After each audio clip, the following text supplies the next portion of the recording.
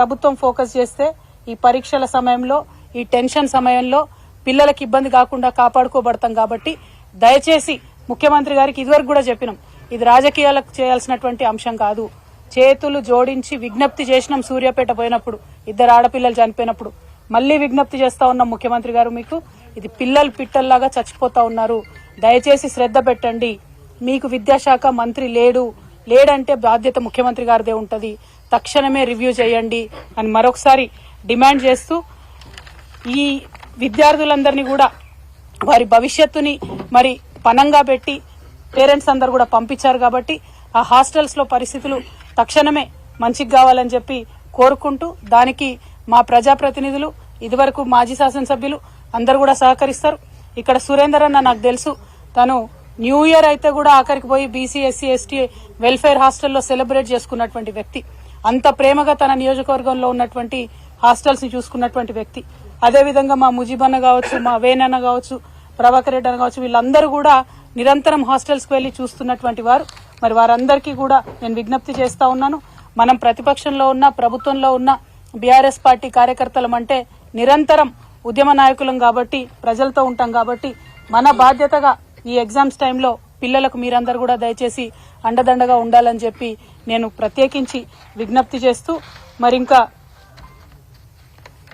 ఎందుకులేనా రాజకీయం, వాళ్ళు ఎల్లారెడ్డి ఎమ్మెల్యే గారు రావడం లేదని మా జిల్లా అధ్యక్షుడు గారు గుర్తు చేస్తా ఉన్నారు.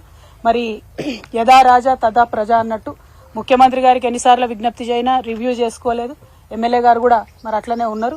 ఇప్పటికన్నా కొంచెం శ్రద్ధ పెట్టండి, ఈ పరీక్షల కాలంలో పిల్లల మీద ఆలోచన చేయండి అని చెప్పి ఈ ప్రభుత్వానికి మేము రిక్వెస్ట్ చేస్తా ఉన్నాం. Thank you.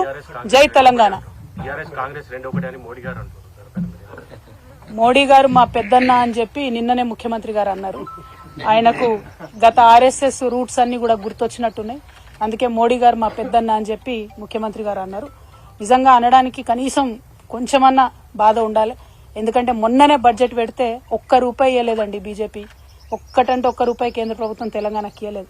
అట్లా ₹1 ఇవ్వని వాళ్ళు పెద్దన్నలు ఎట్లయితారో ఇక మరి వాళ్ళకే తెలవాలి. పొలిటికల్ అండర్స్టాండింగ్ ఉంది కాబట్టి పెద్దన్న అన్నారని మేము అనుకుంటున్నాం. ఎందుకంటే ప్రతి చోట బీఆర్ఎస్ ను ఓడగొట్టాలి, ప్రాంతీయ పార్టీలను బొందబెట్టాలంటే బీజేపీ కాంగ్రెస్ ఒకటైతున్నటువంటి వైఖరి ఇక్కడే కాదు దేశవ్యాప్తంగా కూడా మనం చూస్తా ఉన్నాం. సో వాళ్ళ పొలిటికల్ అండర్స్టాండింగ్ కాబట్టి పెద్దన్న చిన్నన్న అనుకుంటా తిరుగుతున్నారు.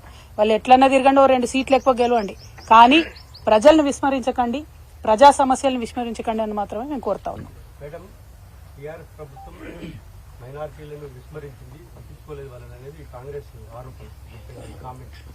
కామారెడ్డిలో షబ్బీర్ అలీ గారు అని పెద్ద నాయకులు ఉంటారండి, వారు కూడా ఇవాళ కేసీఆర్ గారి మీద కూడా ఏదో స్టేట్మెంట్ ఇచ్చారు, నేను చూసిన. केसीआर साहब बहुत मीठे बातें करके माइनॉरिटियों को गुमराह करे बोल के उन्होंने स्टेटमेंट दिए. मैं शब्बीर भाई से यही पूछना चाह रही हूँ, शब्बीर भाई आप याद करिए, माइनॉरिटी डिक्लेरेशन करके आप दिए, उसमें क्या दिए शब्बीर भाई? माइनॉरिटियों के लिए अलग से 1.5 लाख शादी मुबारक देते, ऊपर से 1 तोला सोना देते बोल के बोले. आज तक किसी शादी में जाके कांग्रेस पार्टी की तरफ से एक भी चेक दिए क्या? 1 तोला सोना किसी को दिए क्या? माइनॉरिटी डिक्लेरेशन में जितने भी इश्यूज बोले, इमामों को मौजनों को तनख्वाह देते बोले, बढ़ाते बोले, बच्चों को सेपरेट स्कॉलरशिप देते बोले, 4000 करोड़ बजट में रखते बोले, कितना रखे है ना? 2000 करोड़ भी पूरा नहीं रखे. और शब्बीर भाई उल्टा आज भी केसीआर साहब के ऊपर रो रहे. मैं बोल रही हूँ ना साहब, इनको हजम नहीं हो रही है चीज की, सरकार में आए कैसे? अभी तक वो खुद हैरान है कि हम लोग सरकार में हैं. अभी तक ऑपोजिशन पार्टी के जैसा इनका रवैया है, ऑपोजिशन पार्टी के जैसा इनका बर्ताव है, जिसकी वजह से लोगों को बहुत ज्यादा नुकसान